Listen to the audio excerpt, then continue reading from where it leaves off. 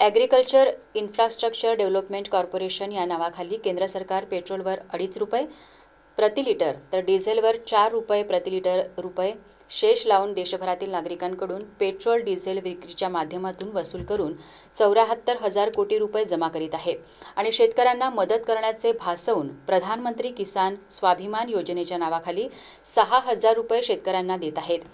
या योजनेत संपूर्ण देशातील शेतकऱ्यांना 48,000 कोटी रुपये वाटल्या जात आहेत।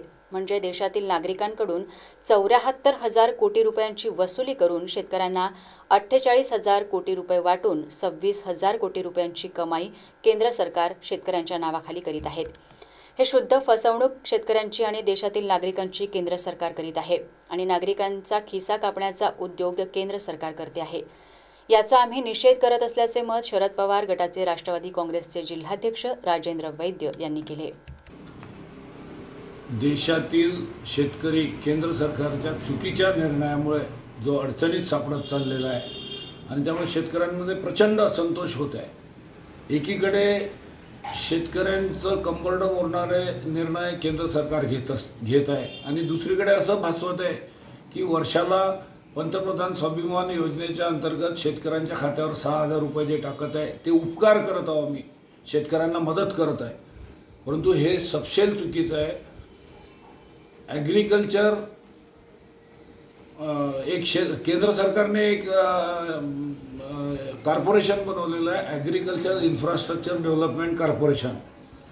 याच्यासाठी ॲग्रिकल्चर क्षेत्रातलं हे सगळं वाढवायसाठी, इन्फ्रास्ट्रक्चर वाढवायसाठी त्यांनी देशात जी काही डिझेल आणि पेट्रोलची विक्री होते, पेट्रोलवर 2.5 रुपये लिटर आणि डिझेलवर 4 रुपये प्रति लिटर असा शेष लावलेला आहे आणि त्यातून जो पैसा जमा होतो आहे तो जवळपास 74,000 कोटी रुपये हा या शेषच्या माध्यमातून जमा होत आहे आणि शेतकऱ्यांना जे 6,000 रुपये वार्षिक देत आहे त्याच्यात जो शेतकऱ्यांना पैसा वाटप होत आहे तो 34,000 कोटी रुपयाचा।